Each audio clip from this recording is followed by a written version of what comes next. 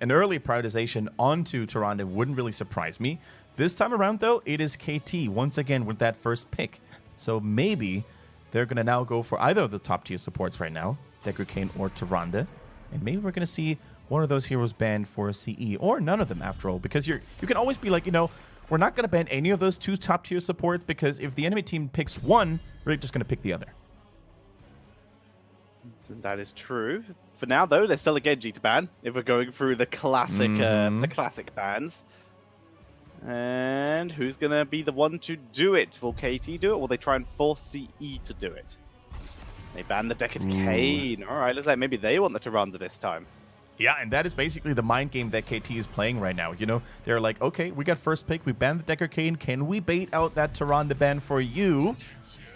Well, now CE is definitely going to have to pick it. Like, they pick that Diablo, which is fine, but it forces a response by CE already. You don't want to give Tyrande Diablo to KT.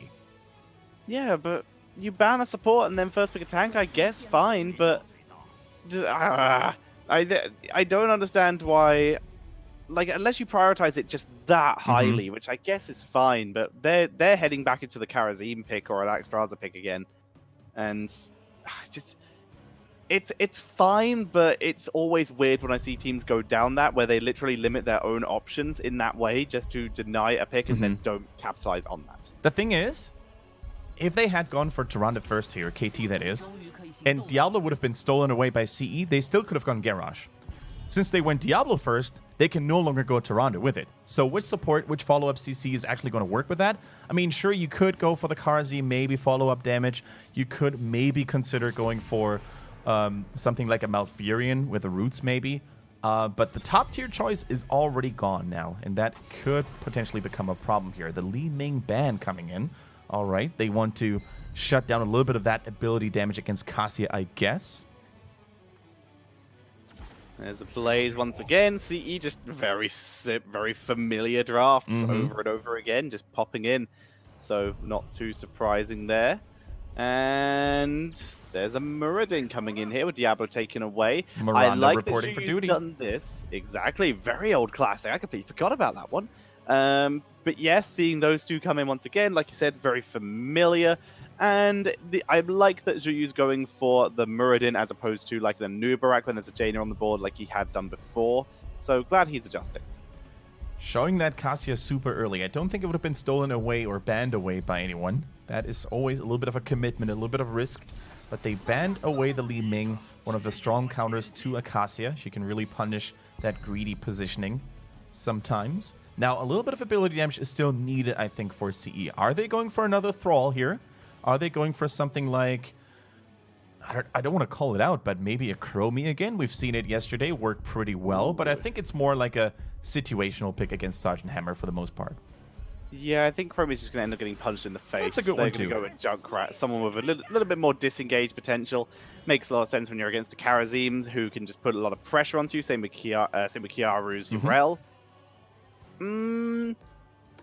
Trying to think, do I prefer this draft with a Cassia to what I did previously? It's basically the same draft, just swapping the tank and swapping one assassin. I think I still prefer this just because I know how good Timeless is on that Diablo. So I prefer this draft from KT to last time, but I still think CE came out with a better draft. I fully agree. The only thing that kind of worries me a little bit for CE right now is the fact that Alufal is back on a quote-unquote more stationary ranged assassin. But on the bright side of things, Junkrat is still one of those assassins that can make plays, right? Good concussion mine placement, strong timing on the Riptire, finding a good angle there. So I think it's not all dark and gloomy, but I think that KT this time around probably has better chances just by looking at the drafts alone. I think you might be right. But once again, this is Towers of Doom. We have to look at globals, and the answer is not really. Like the Hanzo that KT had last time, which might have been a global late game, is not on the board anymore. So that basically removes all the options that are possibly there with the Abathur banned out and no one wanting to go for Brightwing and no one wanting to go for the Felstad. And was Dahaka wasn't picked, he was banned as well, wasn't he? Banned by CE. That was, yeah, so all the globals were removed pretty quickly. So it's all about poke onto the objectives now. Cassia is fantastic at this, as is Jaina, so KT comes out very well there. But Junkrat can also be incredibly effective too, and also adds boss control. As long as we don't see a Falstad. I think yesterday it was proven once again that Falstad is not always the key to victory, even when you need a global. Yeah. As we are heading in, and ladies and gentlemen, spawning on the left-hand side, currently 1-0 up. It is CE Challenge with Alufal, XTQ 365, KTY, and Juyu. Facing them currently down 0-1 is KT, Kudos top with TWTWT, Kiaru, Lotus, Timeless, the man himself, and Bad. Can they equalize the score? Can they bounce back? That is going to be the question that needs answering.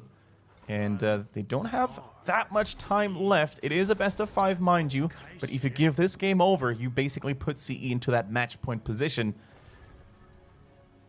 They move forward. Owl immediately spots Timeless, who is running that Primeval Diablo build skin, which is, as we've mentioned before, just gorgeous. That's aggressive. He moves forward, eats all the crowd control in the freaking world, and dies. Timeless needs to know better. Yeah. He needs to know better. First of all, you're facing a Muradin Tyrande Junkrat. You have to expect tons of crowd control coming in. Secondly, look at the minimap. Irel and Cassia had already gone down to the side lane, so even if that lockdown had worked, would there have been enough damage to follow it up on? I heavily doubt that. So, a little bit of a boo-boo coming in from Timeless, and we really... I think KT needs him. KT needs Timeless not only as the playmaker, as the stalwart frontliner, but also as a shot caller. And if Timeless, loses his balance, loses his grip, then KT as a whole unit might struggle. Juyu already hiding in that bush, scouting it out, slowing the rotation down, but also escaping in the nick of time. Owl, once again, finds Timeless is laser guided onto him. It's a good job this wasn't Ultra Runner, or she would be gaining stacks. As for now, Juyu also gains stacks immediately. Timeless is just a magnet for these skill shots this game. Isn't it crazy how Tyrande probably just got the best facelift of her lifetime? And she's been living for more than 10,000 years, mind you. But still, sometimes when you land those owls, you're like, can I have my old Tyrande back for that little bit of bonus damage? Well, second kill acquired. Okay. CE. They are... This is familiar to last game. Sappers will make it in here, going to be able to take down one tower and the gate. But yet, Ultiranza definitely had its benefits. It was a very fun hero to play. Yeah. It was really cool. I hope they release another Ranger hero that is a more of an assassin style with like a couple of the old tricks that Tyrande had. Illyria? Like Question mark? Illyria would be good, like some baseline stacks and stuff like that. Yeah, I dig that. Just this Tyrande's a full support now, so take all the stuff that made the old one more of an assassin almost and give it to someone else. It's the joy of reworks. Definitely wouldn't mind that, Tetcher. Now, look at KT. What can they do now after, losing the momentum in this game already quite a little bit here? Bad, trying his best to not get hit by those zappers. He's trying to get that mercenary camp and teleport back to base. Immediately got interrupted there by that last dying breath. But we'll be back for the altars, that's for sure. Bit of a bot by Kiaru, but that's going to allow KTY to get into position, dodging the auto attacks, and we'll be able to clean up the mercenary camp before any value is gained. Juyu looking for Timeless. This time Timeless dodges. Yeah, TWT, by the way, going for the Earth Ally here. The orange summoned unit by Karazim. Going to be very useful, especially against Raynor and Tyrande to a certain extent, to minimize the damage taken from physical attacks. Timeless needs to be careful. The first altar taken already. Irel not immediately rotating down to the bottom. She prefers to soak that final wave here. Focusing onto Muradin. Always a risky endeavor by Timeless. Lotus also needs to be careful. He is obviously resistant to Raynor, but is not resistant to any kind of CC, which makes it very difficult for him to position. To see the channel, Timeless going to be the body that tries to stop it, but good sniping using that extra range on the Lunar Flare coming in. Yeah. Really, really good value from the level 4 talent. Timeless once again booped into the backline here, but strong retaliation moves are coming in from KT, focusing onto Jimmy. Now it is low targets against low targets. Teams are taking heavy damage. Double hit by 365 yet again. The armor is applied, but Kiara is the only one who doesn't get it. Quick knockback and another beautiful concussion mine puts Kiaru in danger. He will flee, but that's given time for the backline members of CE to sneak away that ulti and take the 2-for-1. Wow, what a team fight there. Really close, really clutch. KT barely managing to escape out of that sticky situation there. I definitely thought Irel would not make it out alive personally. They find a lockdown onto TWT already. Muradin is basically a walking ward at this point, a vision ward. Always, you know, scouting out, finding out what the enemy team is up to. And with that massive health pool and the strong mobility of that Dwarf Toss, he's probably the only warrior that can get away with those cheeky plays. Quite possibly, as we do see KT. Look, oh my god, Rainer. XTU able to turn it round from the Diablo engage, and they keep control. That probably is one of the most humiliating moments, Mayor, getting shot down by the penetrating rounds of XTQ just when you were about to make that play. Look at that, once again interrupting Cassia from the fend as well. XTQ on fire right now. Zhu, though, dropped a little bit low. He is able to dwarf toss away, keeps himself safe. And for now, everything calms down a bit. Everyone waits for their opportunity for the next timed team fight. Timeless, he would love to be able to try another engage, but right now everyone's just on top of him at this point. Yeah, you can really tell how his trigger finger was already itching, right, to make that play onto Rainer, Tyrande, Junkrat. Those are all such squishy, juicy targets for Diablo. But sometimes you need to calm down your horses a little bit. That altar is here, so if Diablo had, you know, fallen low in health, or maybe even had died altogether, that would have been a disaster. Just like that, with the main tank being low in HP, how are they going to continue this fight already? So much momentum fallen away from KT. Lotus hovering around, looking to try and poke and deny. He will get the first one. Jaina's arrived 2 here. Yeah. We'd love to be able to get that glow, but Alufal is zoning away from it. Able to pick that up. Nicely done. G will get interrupted, but a quick Stormbot onto Lotus. Nice tackle. Timeless is really struggling to get these wall stuns, but was able to get one this time. Yeah, and on the flip side here, we also see the backline of CE take some heavy damage, but that's because Irel is already here, so KT naturally can afford to play a little more recklessly. KTY, the bunker, not really there yet, but nonetheless, Blaze has arrived. Can they stall it out a little bit longer? They're zoning them away. They're pushing them away as hard as they can. They take the altar, but Timeless is falling, and that was a great concussion mine yet again by Alufal. Kiaru's on the run. Lunar Flare is good. Interrupting the Avenging Wrath, and that's going to be a dead Kiaru. Everyone else, no, never mind. I was about to say everyone else gets away, but a great stun there thanks to Blaze onto the Cassia, and they pick up the triple kill. The altar and the core health evens out, but a full level lead for CE. And Tetcher, now we're starting to understand why the Chinese jury labeled 365 as that MVP, the match winner here, because that Luna Flare was sexy. Interrupting the Diablo mid-charge, the Irel, mid-charge. That was just super cool to see. Diablo falling early, but look at the damage still being dealt. KTY with MVP body blocks there as well, hindering the movement of Kiaru. Boom! There goes the Lunar Flare with Lunar Blaze at level 4. As you said earlier, that range really coming into big effect. We see KT just playing it safe, but they need to be able to take that bell tower back. They had to wait a bit because it hadn't even spawned yet. Now it has, and they're going to try and grab these sappers to assist them. They are also already have their level 10s now to even themselves up talent-wise with CE. It's going to be a Ring of Frost Apocalypse play coming in for KT. I think at this point, KT realizes that they're already far behind, you know, losing the bell tower there. Their best chances of actually coming back into this game is by a big wombo combo, you know, as we said, or as you said. Slowing people down, stunning them, and then following it up with a big AoE burst. Because that's the only weakness Tyrande actually has right now. She doesn't really have, you know, those big AoE saving tools. She does have okay single target healing, but AoE, not really so much, especially when Shadowstalk is out of cooldown. Rip Timeless. Oh, never mind. Tackling Nice himself dodge. away. Keeps himself alive, and the sappers will still get cleaned up. So as such, great defense coming in here from KT. Yeah, the Ring of Frost turned into a Ring of Nothing, unfortunately, but that is all fair and square. You know, if you defend your base just like that, if you also manage to take a little bit of extra damage onto the enemy's core, you cause a lot of distraction. You basically make sure that you stay in the game, so this is not all too bad. They even take back the bell tower. Big win here, in my opinion, considering how far they were behind by KT. And with that, though, CE, they still have control. Even the, like you said, KT, they're able to come out okay because they survive. But survival is not what they're looking for here. They're looking for sustain. They're looking for a comeback because right now, CE are about to hit level 13.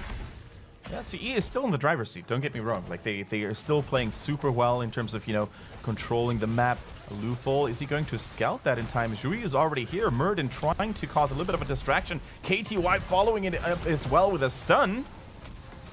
They're holding it for now. Boss getting leashed back up to half health. And with Zhuyu so low, that might be the end of this boss attempt. Once again, a good job by KT. Not actually a comeback attempt here, but they prevented another advantage going over to CE without actually losing anything. That's exactly what they need to be doing if they aren't able to pull the trigger and just immediately blow something up.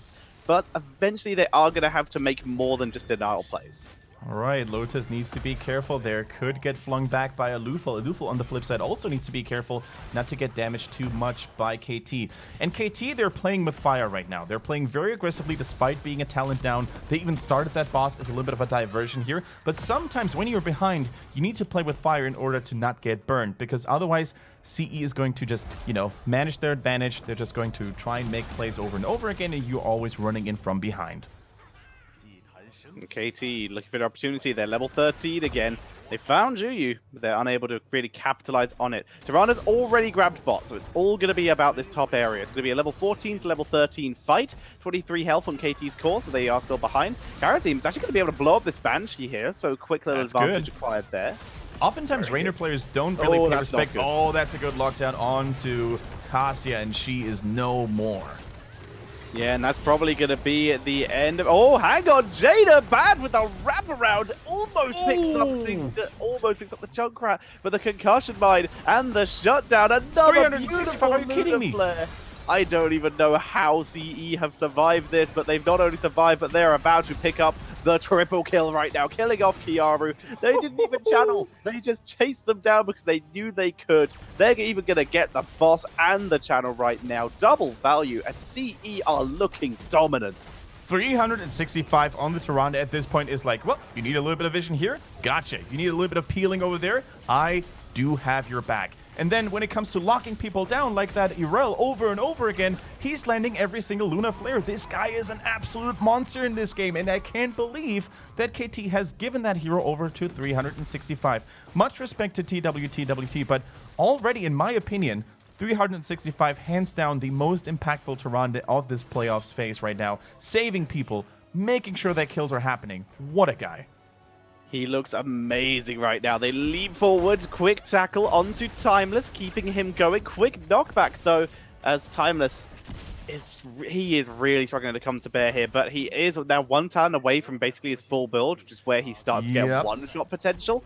And this is where they have the chance to make a comeback, but they need to not have their opponents at level 16 before that happens. Timeless dropping low once again, standing in the fire, seven-sided, being dropped. Timeless being dropped more as he goes down. Apoc as a dying breath style of play. Quick double stun from Blaze, and this is a massacre, Kendrick. This is an absolute bloodbath. Is Lotus going to make it out alive here? Cassia and her physical armor, they're keeping her alive right now. Makes it out barely. One more grenade by Junkrat, one more owl even from Tyrande would be the end of her. And without one of their main damage sources, what can KT really do? Timeless came back already, had full souls, I believe, but doesn't really have any more tools available to turn this around. And look at this, Tetcher. 16-14, a major lead for CE, and 3 altars are available.